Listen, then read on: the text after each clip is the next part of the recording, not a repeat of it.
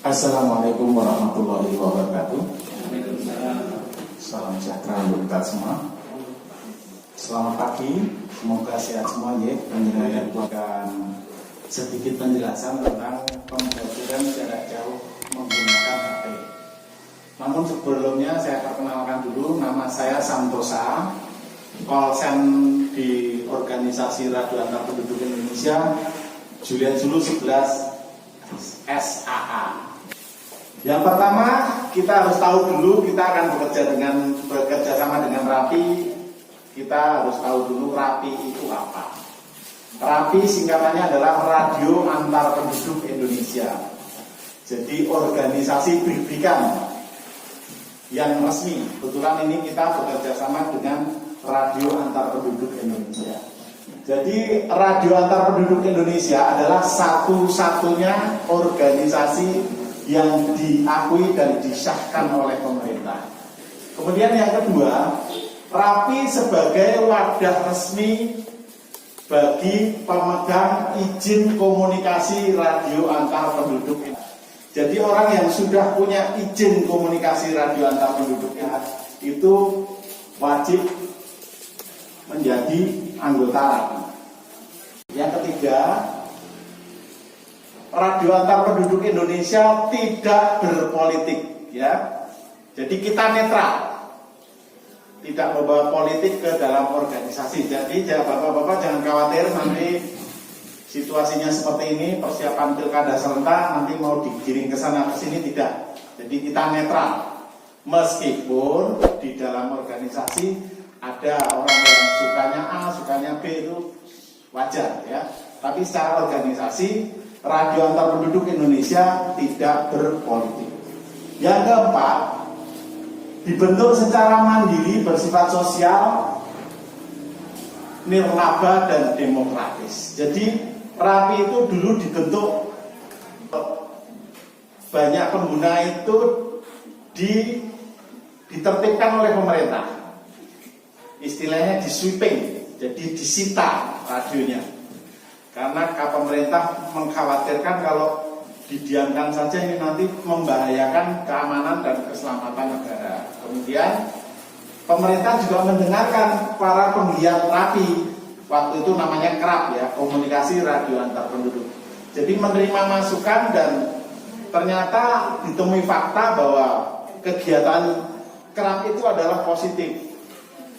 Salah satunya yang poin utama adalah mempererat persatuan dan kesatuan bangsa. Maka pada saat itu pemerintah memberikan izin atau payung hukum untuk berdirinya organisasi komunikasi radio antar penduduk yang sekarang kita kenal RAPI.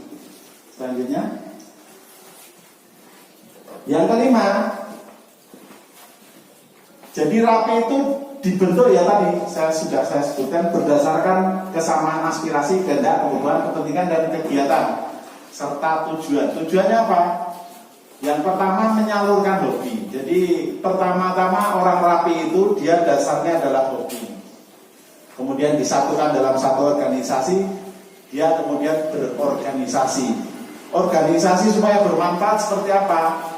Maka ada ADART RAPI. Nah, untuk pembelajaran jarak jauh ini adalah salah satu program Radio Antar Penduduk Indonesia untuk pengabdian kepada masyarakat dan pemerintah. Itu wujudnya salah satunya memberikan bantuan komunikasi pembelajaran jarak jauh. Yang keenam, berpartisipasi dalam pembangunan. Jadi tadi karena hobi, kemudian berorganisasi. Kalau berorganisasi tok tidak kurang bagus, kita harus bermanfaat. Bermanfaat, maka kemanfaatan itu akan berwujud berpartisipasi dalam pembangunan. Lanjut. Jadi jangan khawatir, RAPI itu bukan organisasi, mohon maaf, ecek-ecek, ya. Jadi RAPI itu adalah organisasi resmi berdasarkan undang-undang. Ini dasar hukumnya sekilas saja. Yang pertama, Undang-Undang Nomor 36 Tahun 19 tentang telekomunikasi, kemudian Undang-Undang Nomor 16 Tahun 2017 diperbarui oleh Undang-Undang Nomor 2 Tahun 2017 tentang organisasi kemasyarakatan. Yang ketiga, landasan hukumnya adalah PP Nomor 52 Tahun 2000 tentang telekomunikasi, kemudian Peraturan Menteri Komunikasi dan Informatika Nomor 17 Tahun 2018 tentang orali dan rapi, kemudian akta pendiriannya juga ada, kemudian anggaran dasar dan anggaran rumah tangga setiap 5 tahun diperbarui, diamandemen mengikuti perkembangan zaman. Kemudian yang paling bawah adalah peraturan organisasi. Jadi pijakan organisasi RAPI ini jelas dari mulai undang-undang sampai dengan peraturan organisasi. Jadi koridor kita berjalan di situ, tidak boleh melenceng dari ini. Itu makanya jangan khawatir, organisasi RAPI ada dari nasional sampai ke seluruh provinsi di Indonesia. Kabupaten, kota, dan kecamatan atau distrik, semua ada organisasi RAPI. Lanjut. Visi dan misi Radio Antar Penduduk Indonesia. Visinya menjadi organisasi RAPI yang berkualitas sebagai aset nasional. Jadi cita-cita luhur pendirian RAPI itu adalah menjadi aset nasional. Kenapa aset? Namanya aset itu kan harus bermanfaat. Makanya RAPI harus bermanfaat secara nasional. Makanya di seluruh Indonesia ada program pembelajaran jarak jauh. Kalau panjenengan sering lihat YouTube, ketik saja PJJ dengan AT, pasti keluar. Ada yang dari Sumbawa, ada yang dari Kalimantan, ada yang dari Sukoharjo, itu ada semua di YouTube ya. Kemudian yang misinya, satu, meningkatkan validitas organisasi secara struktural. Jadi RAPI itu memegang erat ketertiban. Jadi visi yang pertama itu poin pokoknya adalah baik anggota organisasi harus sah secara hukum. Sah secara hukumnya seperti apa? Kalau anggotanya izinnya harus masih berlaku. Kemudian kalau organisasinya, karena ini tadi meningkatkan validitas ya secara struktural. Jadi organisasinya dari mulai lokal atau kecamatan atau distrik sampai kabupaten kota, provinsi, nasional, semua dalam keadaan valid. Valid artinya apa? Masa berlaku kepengurusannya masih sesuai, masih sah sesuai dengan surat keputusan yang diterima oleh pengurusnya masing-masing. Yang kedua, meningkatkan peran organisasi bagi pemerintah dan masyarakat. Kalau tadi yang di atas tadi ada intern ke dalam, manfaat ke dalam. Kalau yang kedua ini manfaat keluar. Jadi kita sedapat mungkin sekuat tenaga bisa bermanfaat dan berperan bagi organisasi ke dalam masyarakat dan pemerintah keluar. PJJ ini adalah wujud meningkatkan peran organisasi bagi pemerintah dan masyarakat. Walaupun hanya kecil nilainya, namun kita berusaha untuk mencapai sebagai organisasi yang punya peran bagi organisasi ke dalam masyarakat dan pemerintah. Yang ketiga atau C, penguatan instrumen hukum dan perluasan jaringan komunikasi melalui pengembangan inovasi produk hukum secara serta teknologi komunikasi dan informatika. Jadi Radio Antar Penduduk Indonesia, meski radionya orang-orang bilang jadul, namun kita secara organisasi tetap mengikuti perkembangan zaman. Segala sesuatu yang secara up to date kita tetap mengikuti. Nah ini sebagai wujud mewujudkan visi RAPI yang ketiga. Lanjut. Struktur organisasi. Ini strukturnya ya.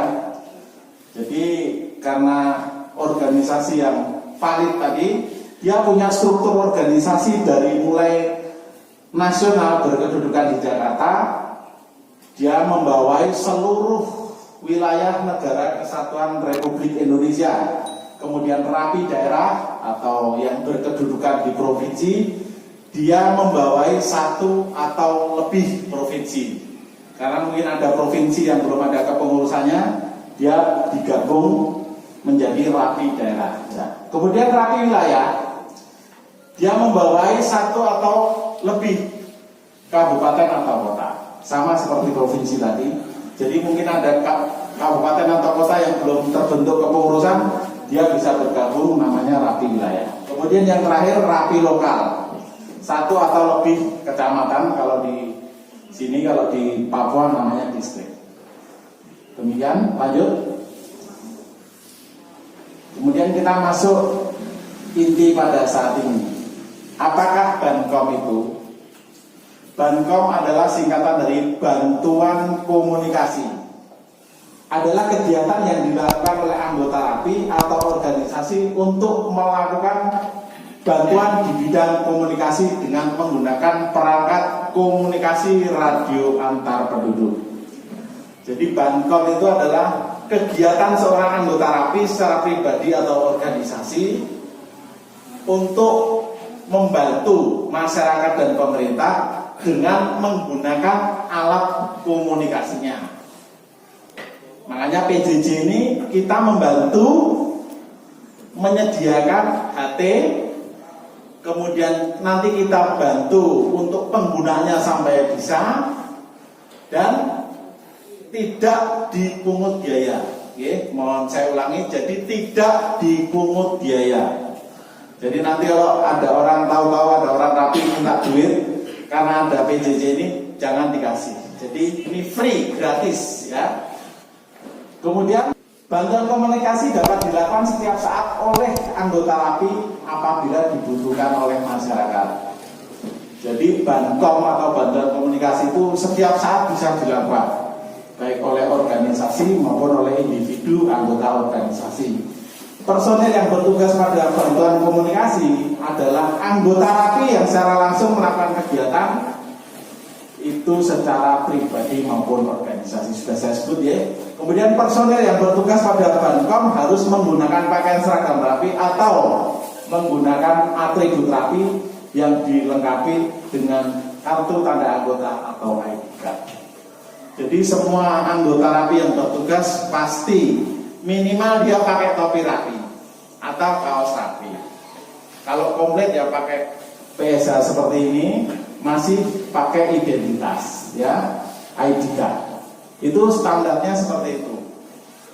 Jadi Bankom mungkin tidak ada anggota rapi yang Bankom preman tidak pakai identitas, saya yakin tidak ada, karena aturannya jelas. Personel yang bertugas pada bantuan komunikasi harus menggunakan pakaian seragam rapi atau menggunakan atribut rapi, yaitu tadi salah satunya topi, kaos dan sebagainya. Lanjut. Maksud dan tujuan bantuan komunikasi. Bantuan komunikasi sebagai sarana mewujudkan partisipasi dan semangat pengabdian anggota dan organisasi, sekaligus menjadi kegiatan yang bermanfaat bagi pemerintah dan masyarakat. Jadi bantuan komunikasi itu, kegiatan Bankom itu ada dua manfaatnya, baik ke dalam atau keluar organisasi, intern dan ekstern. Jadi dia punya manfaat ke organisasi, juga punya manfaat ke masyarakat dan pemerintah. Bantuan komunikasi diselenggarakan dalam rangka mewujudkan visi dan misi rapi secara nyata dalam pengabdian kepada masyarakat. Ini yang ekstern. Kemudian bantuan komunikasi bertujuan meningkatkan tertatanya perawatan organisasi agar dapat menjadi pedoman bagi seluruh anggota dan pengurus rapi. Ini yang ke intern. Jadi yang ke dalam tadi untuk mewujudkan visi misi, untuk mengabdi pada masyarakat dan pemerintah. Kemudian internnya untuk mewujudkan tertatanya peranata organisasi. Selanjutnya bantuan komunikasi dalam penyelenggaraannya diharapkan dapat lebih mempererat silaturahmi sehingga terjalin hubungan harmonis antara anggota dengan warga masyarakat, pemerintah ataupun instansi lembaga. Ini wujudnya seperti ini. Kalau kita tidak menyelenggarakan bantuan komunikasi PJJ di jenjang lengan 1 ini, mungkin penjenengan tidak tahu. Pak Joko Sutrisno, saya Santoso, ini Mas Kun. Mas Kun ini orang asli di sini. Mungkin penjenengan tidak tahu, masalah ini tetangga jenengan. Nah, ini karena bantuan komunikasi kita bisa saling kenal. Ini yang poin yang gampang. Lanjut. Ya, apakah PJJ dengan HT itu?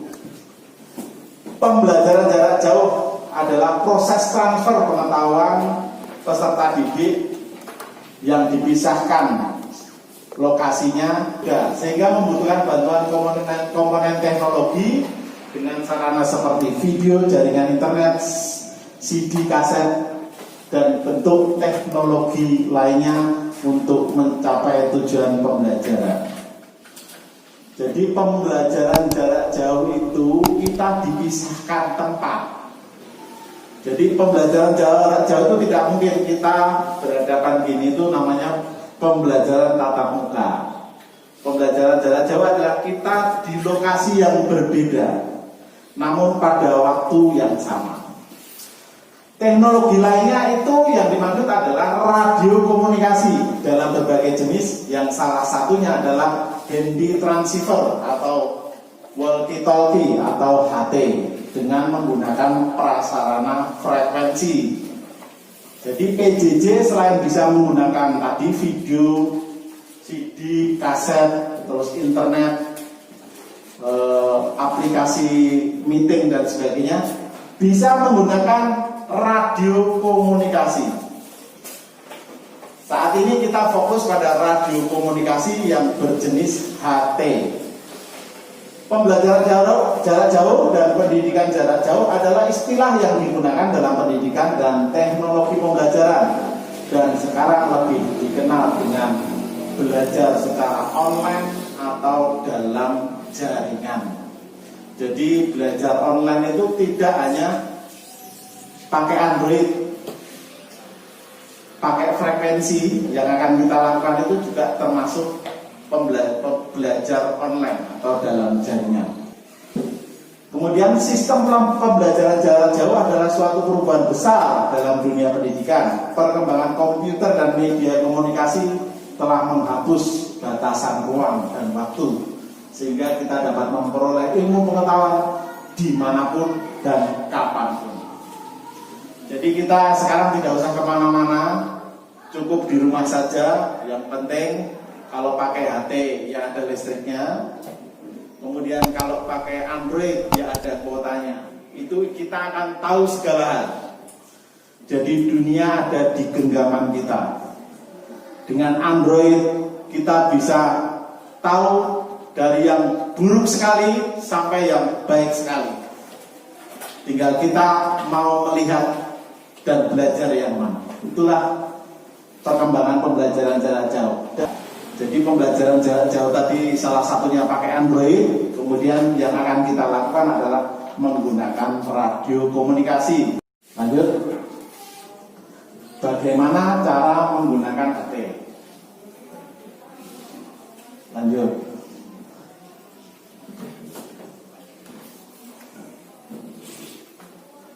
Ya, ini adalah HT. Jadi kalau bicara antara ini mikrofon di HT, kita beri jarak antara 2,5 sampai 3 cm. Ini ya kira-kira. Jangan ditempelkan gini. Kalau ditempelkan nanti di sana terputus-putus modulasinya atau suaranya. Ya. Kemudian tekan PTT. PTT itu bahasa Jawanya push to talk. Jadi tekan untuk bicara. Ya, PTT, tekan selama kira-kira 2 detik baru bicara. Selamat siang. Apa bisa dimonitor? Di sini Juliet Sulu sebelah Sera Alfa. Nah gitu, ya. Jadi ditekan PTT-nya dulu, push to talk. PTT asal kata push to talk, jadi ditekan untuk bicara, kemudian setelah 2 detik baru kita ngomong. Segera lepas PTT setelah bicara. Jadi kita pas bicara, Selamat siang. Di sini juga dulu sudah secara alfa apa bisa dimonitor, ganti langsung dilepas. Karena kalau tidak dilepas, lawan bicara kita tidak bisa dengar. Jadi radio itu kan radio dua arah, jadi gantian bicaranya. Kalau kita mancar ini, seberang yang mendengarkan. Kalau seberang memancar, kita yang mendengarkan. Makanya setelah bicara, langsung PTT-nya dilepas dengan diakhiri dengan kata ganti, ya, selalu diakhiri dengan kata ganti. Ini nomor 4. Selalu gunakan kata ganti setiap mengakhiri pembicaraan. Mengapa pakai kata ganti? Karena kalau tidak pakai kata ganti, lawan bicaranya tidak tahu Anda sudah selesai atau belum, masih menunggu terus gitu. Kalau sudah di sini juga sudah secara alfa ganti, sana jawab. Itu. Di sini Bu Guru bertanya kepada kelompok 3, apakah jawabnya silakan ganti. Gitu. Kemudian lakukan komunikasi secara tertib. Jadi tertib gantian, ya, jangan tumpuk-tumpuan. Karena kalau tumpuk-tumpuan nanti tidak terdengar semua oleh ibu guru yang di sekolah. Kemudian yang keenam, berbicara secara singkat dan jelas. Jadi kalau bicara tidak muter-muter, karena belum jelas saya perlu menjelaskan yang belum jelas supaya agar jelas. Nah, itu kan terlalu muter-muter. Jadi to the point bicaranya. Kemudian yang ketujuh, pada kata-kata yang kurang jelas minta agar diulang. Jadi paimo dan paino itu kan didengar hampir sama. Paimo dan paimo, nah, itu kan didengar hampir sama. Nah, kalau tidak jelas seperti itu, mohon diulang atau mohon dimeja secara alfabet. Paimo, Papa Alpha, Indian Mike Oscar. Kalau paino, Papa Alpha, Indian November Oscar. Nah, gitu. Itu perbedaannya seperti itu. Karena kalau hanya menyebutkan paino dan paimo tidak bisa dibedakan. Kemudian pada angka 8, berbicara dengan kecepatan sedang. Jadi bicaranya tidak usah terburu-buru. Karena kalau terburu-buru nanti terputus-putus, ya, overmodulasi. Bicara gimana Nana, sudah jelas belum? Coba kelompok 3 sudah jelas belum? Ganti, gitu. Kemudian anak-anak jawab, sudah jelas Ibu, ganti, gitu. Kemudian 9, panggilan paling banyak diulang 3 kali. Jadi nanti kalau ibu guru atau anak-anak memanggil pakai HT, dipanggil 3 kali, ya. Biasanya 1 atau 2 kali sudah terdengar. Kemudian apabila berbicara lebih dari 2 menit, beri spasi dengan melepas PTT lalu menekannya kembali setelah 2 menit. Jadi kita berbicara lama, ya, bicara bla bla bla bla bla itu karena dirasa panjang lebih dari 1,5 menit, kita kemudian ditekan lagi, dilanjutkan apa yang dibicarakan tadi. Jadi kalau terlalu panjang seperti itu, karena untuk apa? Untuk mengantisipasi kalau HT-nya ini di setting time on, TOT, HT-nya mungkin di setting maksimal bicara 90 detik. Jadi nanti penjenengan bicara 90 detik belum berhenti, HT-nya itu mati sendiri. Ya, itu namanya TOT. Lanjut. Nah, ini jaring komunikasinya. Nanti seperti ini. Jadi nanti di SD Janglengan ini didirikan station, ya, pakai antena tinggi. Kemudian di kelompok-kelompok menggunakan HT ini, ya. Jadi setiap kelompok 1 sampai 3, ya, kelompoknya sekarang, ya. Kelompoknya 1 sampai 3. Jadi kelompok itu jangan bicara sebelum diminta oleh ibu guru. Jadi biar tidak tunggu-tungguan. Nanti ibu guru ya seperti itu, memanggil harus terarah. Silakan kelompok 1. Jangan silakan siapa yang bisa, tidak boleh. Jadi diarahkan, silakan kelompok 1, silakan kelompok 3 gitu. Jangan seperti di ruang kelas, ayo siapa yang bisa gitu. nanti 3 kelompok ini tumbuh-tumbuhan. Jadi tidak memperlancar komunikasi. Ya, bagilah siswa menjadi beberapa kelompok, anggotanya 4 atau 5. Sudah dibagi ya? Oh ya, jadi kelompoknya sudah dibagi. Kemudian pada masa penyesuaian atau sosialisasi, tiap kelompok didampingi anggota rapi. Jadi nanti setiap kelompok didampingi dan diajari sampai bisa. Semoga sehari ini bisa. Jadi kita gemeni waktu, ya. Jadi sekali pertemuan semoga bisa. Besok kita tinggalkan, kita menuju ke sekolah yang lain lagi. Pada saat proses pembelajaran jarak jauh, tiap kelompok diawasi oleh orang tua atau wali secara bergiliran. Ini yang saya tekankan. Jadi jangan dibiarkan anak-anak sendirian. Maksudnya dalam satu kelompok tanpa ada yang mengawasi. Jadi nanti monggo bisa dijadwal. Oh, Senin Ibu Tuti, Selasa Ibu Endang, dan seterusnya. Jadi yang bertugas mengawasi anak-anak kita.